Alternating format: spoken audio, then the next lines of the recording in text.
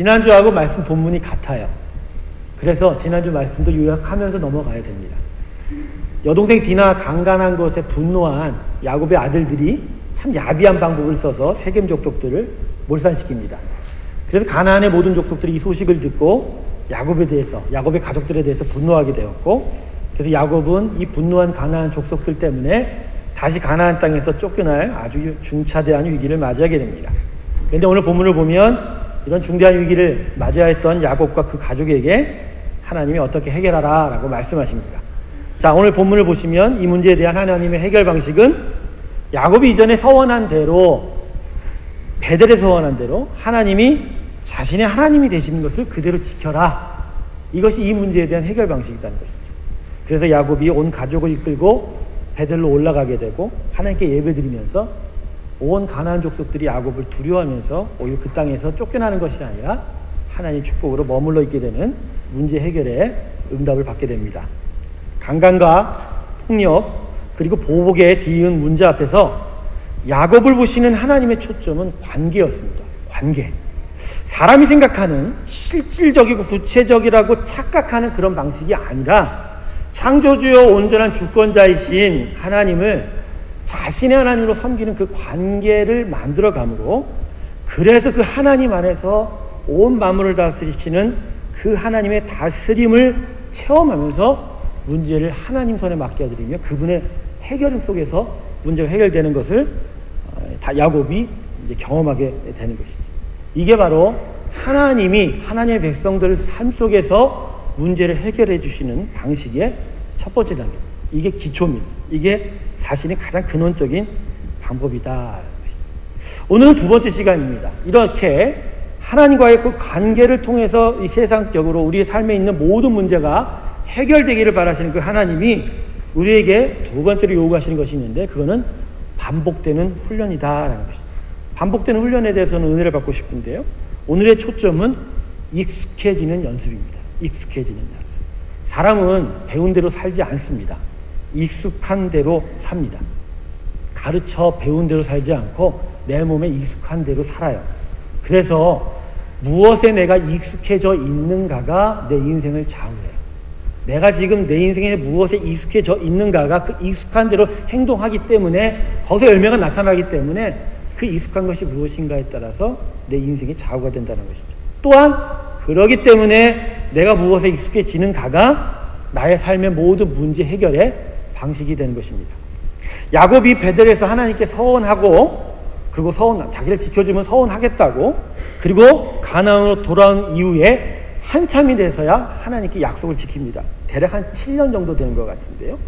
만일 야곱이 가나안 땅에 돌아오는 그 순간 하나님을 만났던 그 약복강가의 은혜 다음에 바로 이전의 베델에서의 은혜를 생각하며 예배하러 베델에 올라갔었으면 아마 야곱에게는 이 세겜 사건이 일어나지 않았을 겁니다. 여동생 그 딸이 강간을 당하고 자신의 아들들이 야비한 방법으로 세겜 족속을 진멸시키는 이런 일이 없었을 것이라는 것이죠. 그러면 왜 야곱은 이전에 자기가 했던 이 베델의 약속을 왜 미리 온전하게 지키지 못했을까? 왜 약복강에서 하나님과 씨름하면서 그토록 나를 축복해달라고 하면서 하나님의 그 축복을 받았잖아요. 이스라엘이라는 이름을 받았잖아요. 하나님이 너한테 굴복당했다. 하나님이 이제 야곱과 그의 후손들에게 축복하지 아니하시면 안 된다라는 그런 놀라운 축복을 받았음에도 그 엄청난 하나님을 만났는데도 불구하고 왜 베델에 올라가서 바로 하나님께 예배드리지 못했냐라는 것입니다. 그 이유는 약복강 사건으로 야곱의 인생에 드디어 하나님이 자신의 야곱의 하나님으로 자리를 잡게 되었지만, 여전히 야곱의 삶의 일상에서 하나님을 자신의 하나님으로 섬기는 일에 많은 어려움과 장애물을 가지고 있었기 때문입니다. 오늘 본문을 보시면 야곱이 베델에 올라가면서 자신의 가족들에게 버리라고 한 것들이 있죠. 그게 바로 이것들이에요. 온 가족이 가지고 있었던 우상들과 이방 족속의 의복들이었습니다.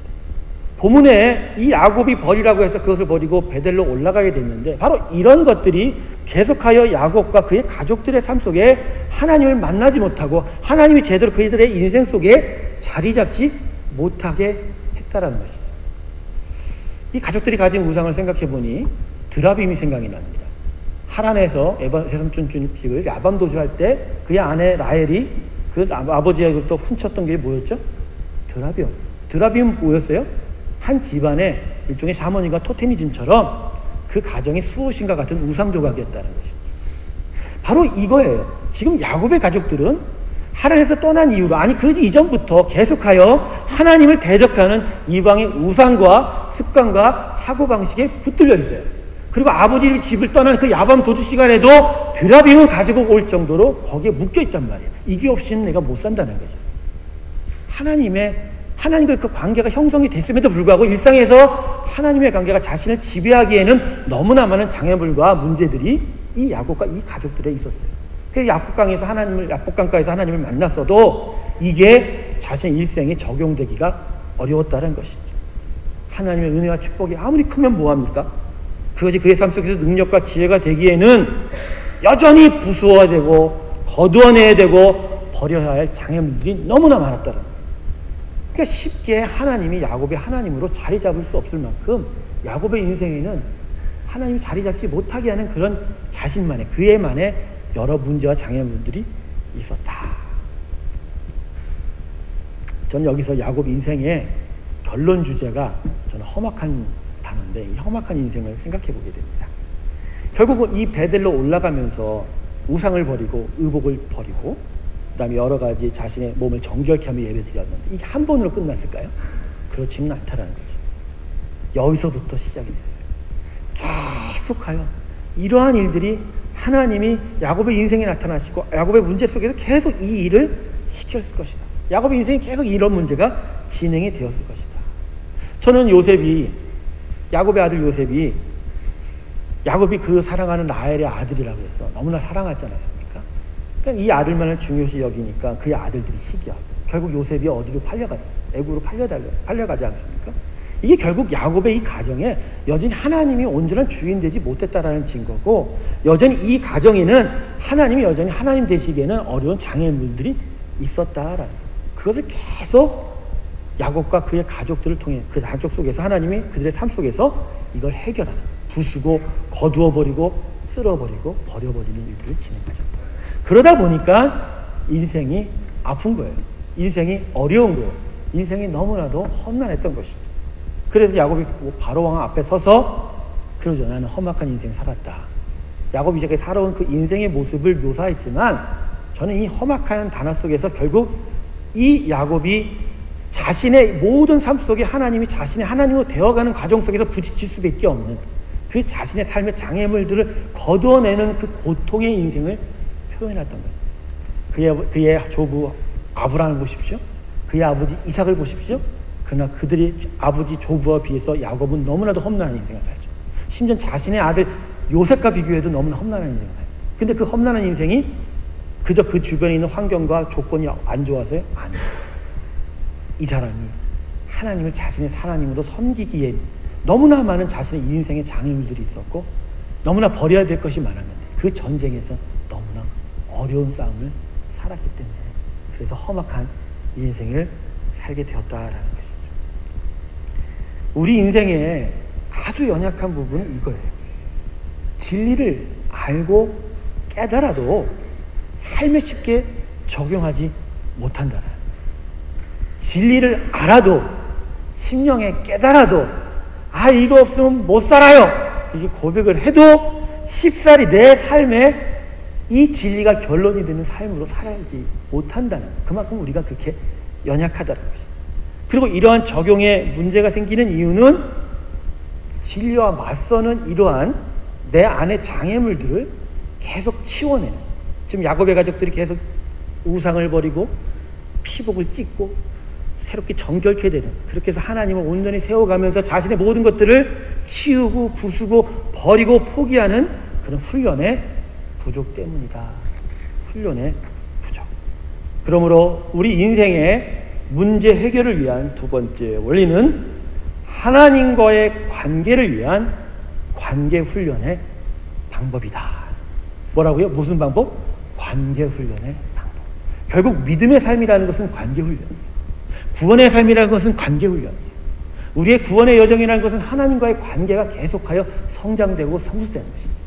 우리가 장성한 그리스도의 분량의 인격에 이를 때까지 계속하여 자라나는 것도 결국 그분이 나의 포도나무가 되고 내가 그분의 가지가 되어 함께 열매를 맺어가는, 함께 관계로 하나님의 열매를 맺어가는 바로 관계훈련, 관계의 일이다라는 것입니다. 그래서 여러분 이런 것을 가리켜 흔히 종교적 언어로 경건의 훈련이라고 하는 것이죠. 경건의 훈련. 우리에게 경건은 이미 선포되어 있으나 그 경건이 내 삶 속에서, 그 거룩함이 내 삶 속에서 온전히 적용되기 위하여 계속하여 훈련하고 훈련됩니다. 그래서 우리가 아침마다 큐티를 해야 되고 예배를 찾아와야 되고 기도하는 자리에 서 있어야 되며 하나님의 말씀을 사랑하고 하나님의 말씀을 정말 읽고 묵상하는, 씹어먹는, 정말로 죄송하지만 개가 사슴표를 계속하여 그 골수까지 핥아먹는 그러한 모습을 이제 유진 피터슨이 얘기하는데, 바로 그런 정도로 계속하여 하나님의 인격과 그분의 사랑을 계속하여 음미하며 그것을 자신의 삶 속에 계속하여 적용하는 그런 일들, 이게 바로 경건의 훈련이다. 하나님의 사람들을 성경론을 찾아보았더니 반드시 이 거룩한 인생을 살기 전에 이 경건의 훈련을 보냈다는 것을 발견하게 됩니다. 하나님을 깊이 만나는 시간을 가지면서 그 속에서 하나님과 사이에 자신의 그 장애물들을 부수고 거두어내는 훈련을 이 수많은 하나님의 사람들이 이루어냈습니다. 애굽을 나왔던 이스라엘 백성을 보십시오. 바로 가나안 땅으로 7일 만에 갈 수 있지만 가지를 못했어요. 어디로 갔죠? 어디로 갔어요? 배고프면서 반석에서 물이 나오는 기적을 보면서 결국 시내산 앞으로 가고, 그 시내산에서 6개월 동안이나 율법을 받으며 하나님 율법의 말씀에 훈련을 했다. 하나님 율법을 받으면서 그 율법의 자신의 삶의 모습들을 부숴버린 거죠. 부숴버린 거죠. 근데 그 훈련도 부족해서 바로 올라갔는데 가나안 땅 가데스 바네안에서 거인들을 보고 마음이 녹아서 결국 이스라엘 백성들 몇 년 훈련했어요. 그 다음에 40년을 훈련하고 그것도 모자라서 그냥 죽었잖아요. 여호수아를 보십시오. 한 민족의 지도자로 서기 전까지 그는 모세의 장막에서 함께 있었다고 그랬어요. 하나님의 영이 임한 그 모세와 함께 그 장막에서 자신의 삶을 훈련한 거예요. 자신 안에 있는 그 모든 관계 맺는데 장애가 되는 그 모든 것들을 이 모세의 장막 안에서 깨트리고 부수고 낮아지고 포기하는 일들이 있었다.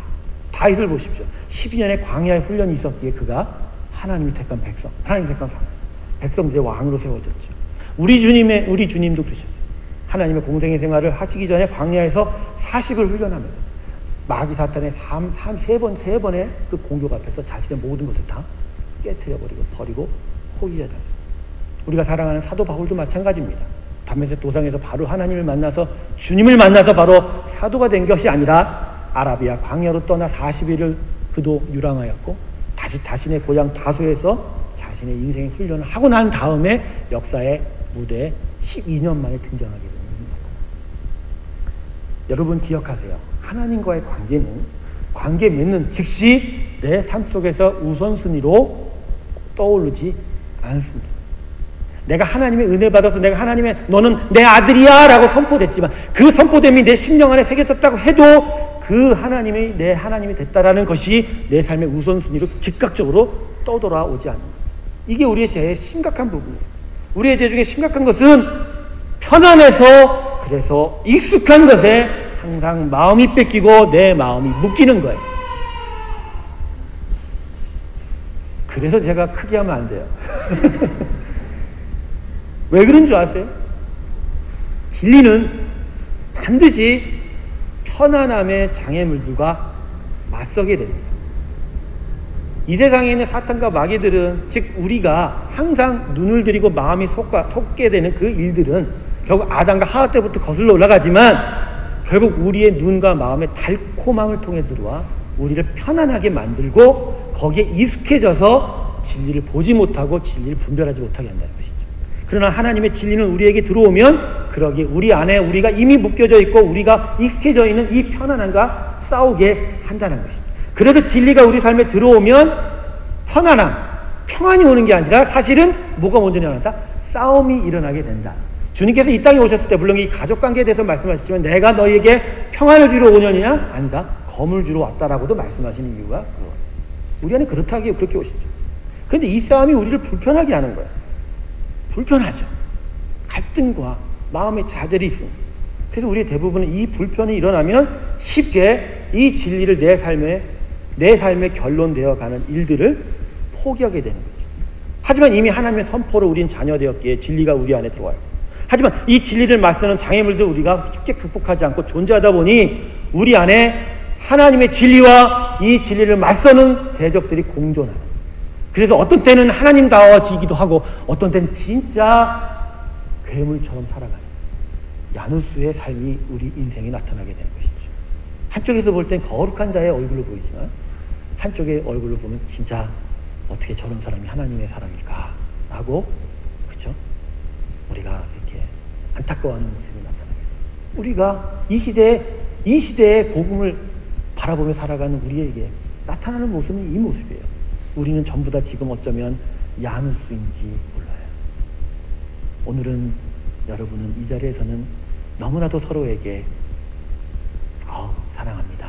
하지만 이 자리를 벗어나 내일이면 누구한테 전화하는데 왜 전화했어? 라고 하면서 정말 그렇게 야누스처럼 살고 있을지도 모른다. 우리 육체도 마찬가지예요. 그렇잖아요? 바이러스가 들어오면 백혈구가 가서 잡아먹죠? 그러면 어떻게 돼요? 반드시 열이 나게 되죠. 불편함이 있죠. 근데 중요한 거, 열이 난다고 거기서 아예 몰라, 백혈구가 죽어라, 난 알아서 살겠다, 편안하게 이렇게 합니까? 그거면 생명이 죽는데 그렇지 않죠.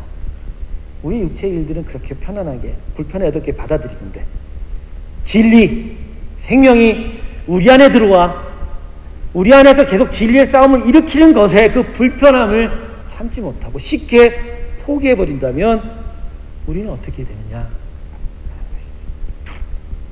그래서 여러분, 경건의 삶, 이 믿음의 삶, 이 여정에 하나님의 관계 훈련의 이 방법에 이 하나님과 관계 맺는 일의 이 인생에 어떠한 길에도 왕도는 없습니다.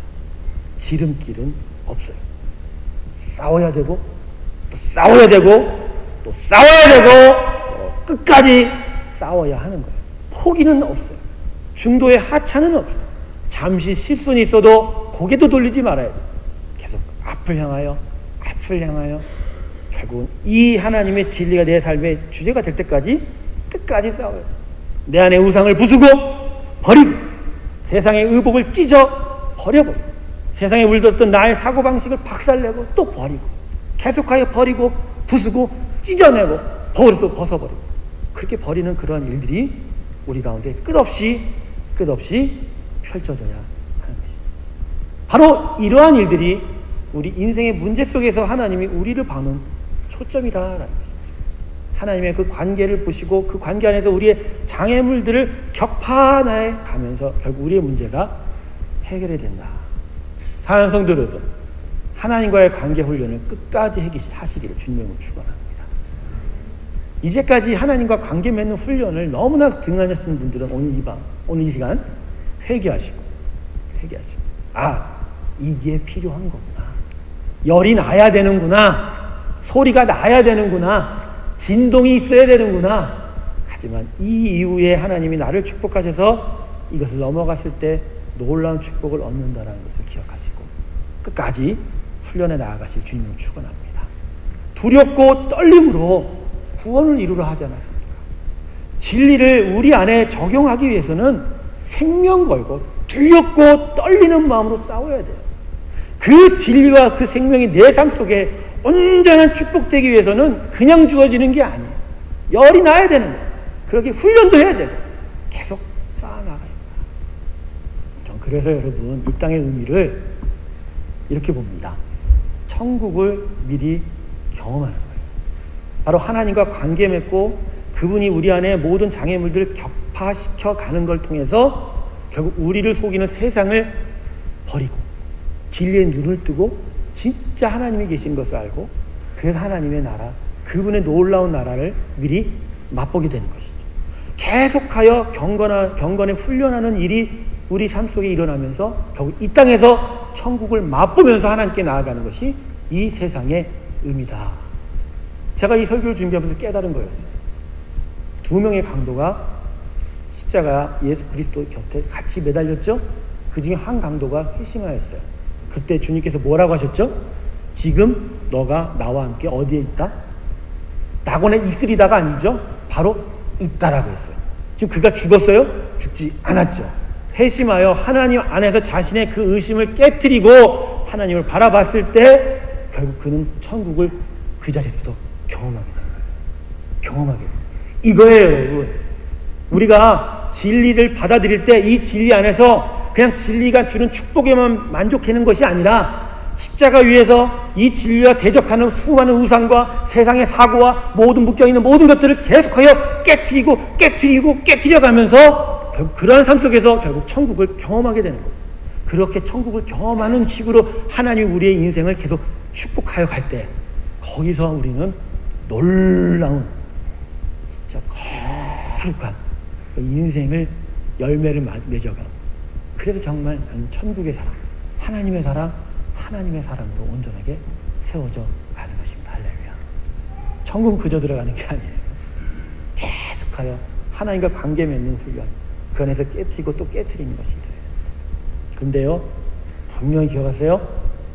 하나님 안에서 하나님과 함께 그분의 세상을 향하여 나아가는 수고와 땀은 반드시 주님께서 100% 보장하십니다. 할렐루야. 그분이 보장하십니다. 수고 없으면 열매도 없죠. 시편 128편을 보면 여호와를 경외하는 자의 축복이 세 가지가 나와요.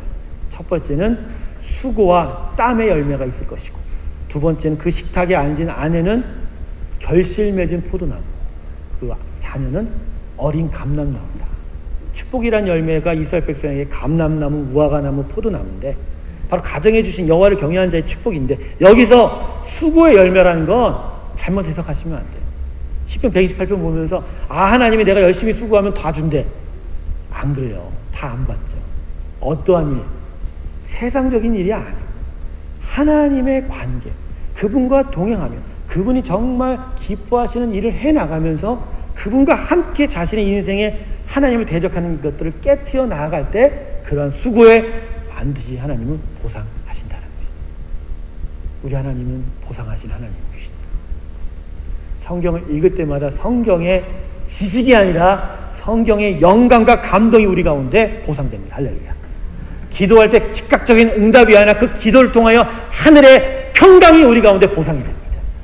예배할 때 우리가 예배 드렸음을 통해서 내가 하나님의 자녀된 것을 확인하는 그런 정도가 아니라 예배를 통해서 그 예배의 찬양과 그 감사 속에서 나는 온전한 하나님 나라에 이미 가 있는 축복을 경험하게 됩니다. 할렐루야.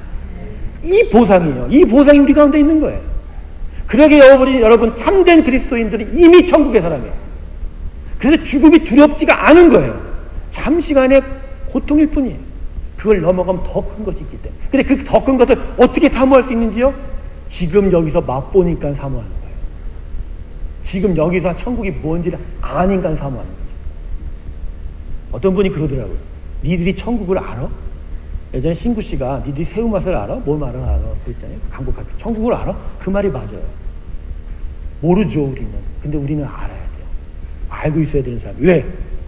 그냥 남들이 말해주는 천국, 성경에 몇 자 덩어준 그런 천국의 모습이 아니라 하나님이 함께 하시며 영원한 생명을 경험케 하는 일들을 내가 지금부터 하나님과 함께 하면서 경험할 때 그게 천국인 걸 알기 때문에 천국을 갈 수 있는 거예요. 천국을 미리 경험하시기 주님으로 축원합니다. 그러려면 그냥 나 복 받았네, 나 하나님의 자녀네 이러면 되는 게 아니고 계속하여 그분과 함께 내 안에 그분을 대적하는 것들을 깨트리고 부수는 일들이 우리 가운데 있어야 된다. 그러게 여러분, 하나님의 초점 하나를 기억합시다. 우리 삶의 모든 문제에 있어서 그분은 우리 안에 당신과의 관계를 막는 장애물들을 격파하시기를 원하세요. 재밌지 않아요? 야곱의 문제를 이 본문을 보면 난 너무나 감사해요. 너무나 정말 귀한 영적인 은혜예요. 가나안 족속부터 쫓겨서 그 가나안 땅에서 쫓겨나려는 그 위기 속에 그저 예배드리고 우상을 버리고 세상의 옷을 찢은 것밖에 없는데 오히려 그들의 문제는 해결되는 일들이 나타나요. 그죠? 우리 생각으로는 A라는 위기가 생기면 그 A-라는 방식을 사용해야 되는데 지금 하나님은 B라는 방식을 사용해요. 근데 이 B라는 방식을 사용하면서 A는 그냥 하나님이 해결하신다. 영적인 원리는 이거예요. 결국 여러분이 실질적인 구체적인 방법을 생각하는 건 착각입니다. 그건 속은 거예요. 모든 문제 앞에서 A의 일이 떠지면 항상 하나님과의 관계를 생각하십시오.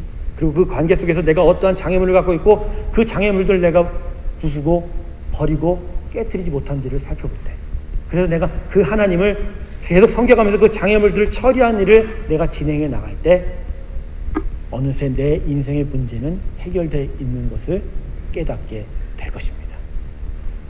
돈 문제 얘기할게요. 우리 인생의 가장 큰 문제가 돈 문제니까 돈이 없어서 고통당하신 여러분께 오늘 돈을 풍성히 받는 기쁨을 안겨드리겠습니다. 은행을 찾아가지 마십시오. 누구한테도 돈을 꾸지 마십시오. 혹시나 꿈꾸다가 환상으로 못돈을 맞는다는 그 꿈은 개꿈이니 믿지도 마십시오. 그렇게는 돈이 오지 않습니다. 온 세상의 돈의 주인은 하나님이십니다. 그런데 그 하나님이 나한테 주시고자 하는 축복이 어디서 막혀있는지를 먼저 발견하십시오. 아마도 여러분은 하나님과의 관계 안에 문제가 있을 것입니다. 그분께 약속을 못 지켰거나, 그분이 좀 더 우리에게 다가와서 하나님의 일들을 이루어가거나 내가 불순종했거나, 아니면 여전히 그분과 함께 나아가는 일에서 경건의 훈련을 내가 게을리했거나, 하나님의 말씀을 안 읽었거나, 기도를 안 했거나, 예배를 안 했거나, 정말 하나님과의 그 친밀한 관계를 안 했거나, 거기로 시선을 집중해 보세요. 이게 무슨 돈과 상관이 있지? 예, 맞습니다. 돈과 상관이 있어요. 그렇게 하나님을 온전히 섬길 때 어느 순간 그분의 돈은 세상을 돌고 돌아 어떤 이의 놀라운 손길을 통하여 나에게 감사로 주어지게 됩니다. 할렐루야. 인생은 이렇게 풀려가는 거예요. A라는 방식이 A라는 방식으로 대응하면 결국 B라는 나쁜 결과를 만들어내요. 하지만 하나님의 방식으로 가게 되면 온전한 이 만물을 다스리시는 놀라운 하나님의 은혜 안에서 그 모든 하나도 흠이 없는 완벽한 문제 해결의 일들을 얻게 될 줄로 믿습니다. 그러기에 여러분, 훈련을 반복하십시오. 문제 해결을 위해서인다면 계속하여 훈련을 반복하세요. 문제가 생길 때마다 하나님과의 관계를 묵상하시고 그 관계 안에서 무엇이 잘못됐는지를 계속 고쳐가시고 계속하여 그렇게 경건의 훈련을 하면 할수록 여러분의 문제는 점점 작아지고 점점 줄어들고 결국 온전한 하나님의 은혜 가운데서 회복되게 될 줄로 믿습니다. 이것이 바로 문제 해결의 ABC 두 번째입니다. 말씀을 마치겠습니다.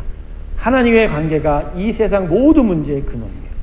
그 관계 안에서 내가 지금 그분과 어떠한 장애물로 못 만나고 있다는 것을 발견할 때 거기서부터 우리의 문제는 더욱더 분명하게 해결받기 시작할 것입니다. 시선을 돌리세요. 여러분의 삶의 문제가 여러분의 문제가 아니에요.